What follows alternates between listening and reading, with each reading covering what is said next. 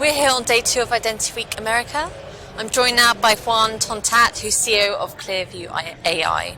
Could you just explain why you founded the company and what you hope to achieve with Clearview AI?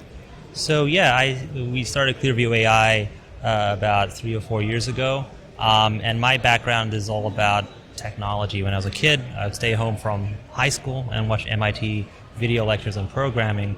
And earlier on in my career, I moved to the Silicon Valley Bay Area to have a lot of startup companies doing games and social media applications. So I never thought I'd be selling into government or law enforcement. But in between that, I got really interested in AI, especially image recognition. So ImageNet and all the research coming out was phenomenal. And when it came to facial recognition, noticed that there was no real accurate algorithms, and partly because there's no large data sets. So in the beginning, we really perfected the technology, trying to make it as accurate as possible. And we had early use cases in real estate security, building security, but to our surprise, law enforcement was one of the best use cases. So when we gave it on a trial to some agencies, they were able to solve crimes immediately. And then from there, we focused our business in 2019 around selling into government and law enforcement. And since then, it's been an amazing ride ever since. And now you're using the technology not only to help with prosecutions, but to exonerate offenders who have been accused of crimes. Yeah. So we had a story most recently where it's been used for the first time by a public defender representing a client who was wrongfully accused of a crime. So this person was facing 15 years in jail for a crime he didn't commit. He was a survivor of a car crash. He was on the passenger side, and the driver was a drunk driver and crashed into a tree, and the driver died, and he was also ejected from the car. So the car was burning, and someone came to the scene, this witness, a good Samaritan, and they were able to take him out of the burning car and save his life. And then law enforcement showed up and asked a few questions to the witness.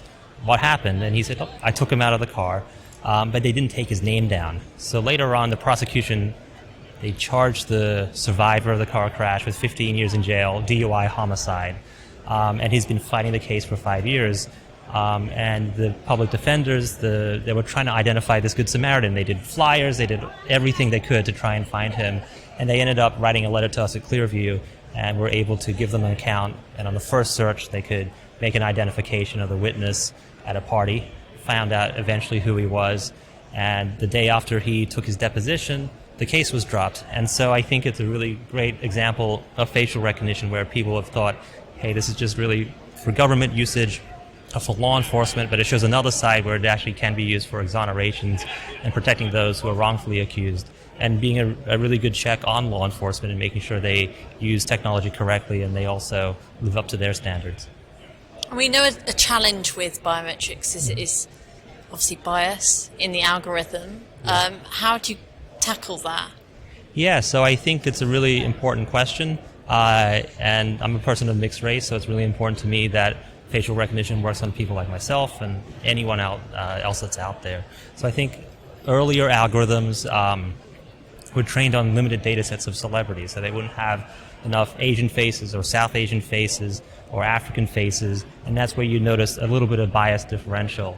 But today in 2022, if you look at the top 50 or even 100 algorithms, according to NIST, they do these demographic bias studies where there's negligible difference between them. And one thing that's under-highlighted out there is one of the directors of NIST testified in front of Congress 2 years ago saying there's no discernible difference in racial bias with all the top performing algorithms. So if you're using an older algorithm, sure, that could be an issue, but any modern day top algorithm is really good. So Clearview's ranks number 2 in the world for the wild photos category. That's photos from any angle. And that's the hardest test there. And on the 1 to N test, we're at 99.85% accurate. That's like picking a photo out of 12 million. That's what the NIST test does. And that's much better than the human eye. So a lot of mistakes in policing and other places, these high-stakes situations, come from using human judgment. And it's easy to say now, if you look at the science, that the technology is far better than the human eye. And so the question now is, how do we use it responsibly? What are the use cases? And any new technology has an innovation period, an adoption period, and a regulation period. And I think we're really discovering it's really good for criminal investigations, even for exonerations.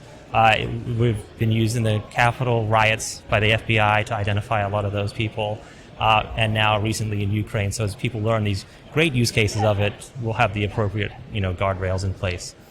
I imagine it's crucial to make sure there's no bias when you're trying to prosecute or exonerate someone. So, how many law authorities currently use your data then in your...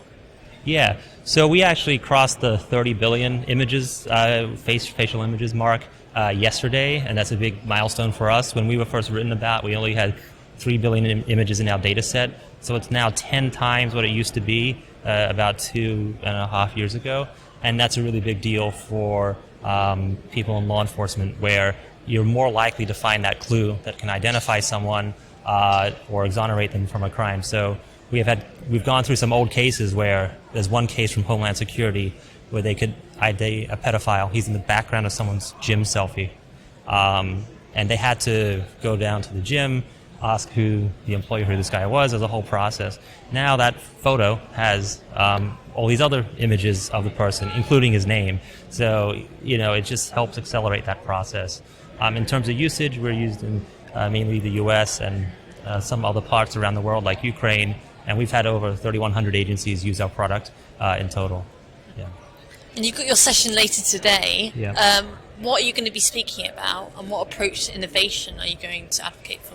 So the session's more of a Q&A headed by Stuart Baker, and we'll see. But I think anything that's topical around national security and how this technology is changing the face of national security and making us all safer, and kind of all the topical things that people talk about in terms, is bias still an issue anymore, and all these different applications. I think the most interesting part to people is how it's been deployed in Ukraine. We were able to hop on a Zoom call, offer our software for free to the Ukrainians, show a demo for like 10, 15 minutes, get them user accounts, get them proper training as they started using it, and it's been phenomenal. There's 7 agencies who use it now, almost 1,000 users over there who have been trained on it, and over 100,000 searches. So we've been, really surprised about how it's been used to identify people killed in action, at checkpoint security, and when trying to find Russian infiltrators, we have a lot of data that's public from the Russian social media sites.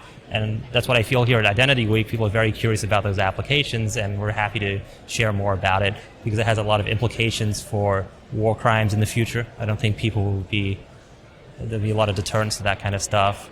And so, the implications are really big, and it's been a great honor for us to help in such a big way over there. Who have you met today? How's the event been valuable to you? I think it's a very valuable event to meet other people in the industry, especially around biometrics. There's been iris companies, fingerprint companies, so I've been learning more about that area, which I don't actually know that much about. Other vendors, and then a lot of people in the federal government who are curious about it, have heard about it, potential customers, and it's good to see everyone get together again. Really great conversation. Thank you very much. All right, thanks, Evie.